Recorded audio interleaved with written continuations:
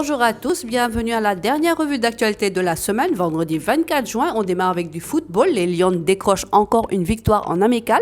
La bande à Mamoussa Cissé avait rendez-vous avec la Guinée-Bissau pour leur troisième sortie amicale, rentrant dans la préparation pour la CAN féminine 2022. Elles ont brièvement réchauffé leurs chaussettes en collant un sacré 3-0 au Yurtus Dam grâce à Guénar Ndiaye, Korkafal et Awa Diakhaté. Les Lions poursuivent tant bien que mal leur préparation à la CAN pour avoir disputé 2 rencontres amicales contre le Cameroun soldées par un nul 2-2 et une défaite 0-1. Dans les prochaines heures, elles s'envoleront en direction Tunisie afin de disputer leur dernier match amical avant de jouer la CAN Maroc 2022 du 2 au 23 juillet prochain. Les coéquipières de Safietou Sagna ont reçu le drapeau national hier à l'Arène nationale. Le message de la nation leur a été délivré. Les Lions sont invités à suivre les pas des Lions. La rénovation du stade Léopold Sédar Senghor démarre la semaine prochaine. Reportée à plusieurs reprises, les travaux de réfection seront officiellement lancés ce mardi. L'information a été donnée à l'occasion de la cérémonie de remise du drapeau aux Lions en partance pour la Coupe d'Afrique féminine des Nations au Maroc par le ministre des Sports Matar Ba.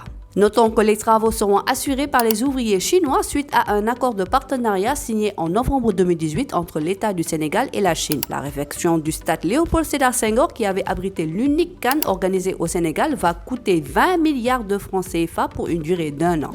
Contrairement aux précédentes éditions, la Coupe du Monde 2022 connaîtra des changements. En effet, la FIFA vient de donner le feu vert à toutes les équipes participantes de composer une liste de 26 joueurs pour ce tournoi. Ainsi, au lieu d'avoir 23 éléments, chaque sélectionneur va pouvoir s'appuyer sur 3 joueurs de plus et cela pourrait être une donnée non négligeable pour les grandes nations bénéficiant d'un sacré vivier de joueurs. Autant dire qu'Aliou Cissé et ses collègues vont pouvoir avoir le sourire et que les joueurs vont encore plus vouloir se donner en début de saison, avec désormais 3 places disponibles de plus dans la liste de leur pays.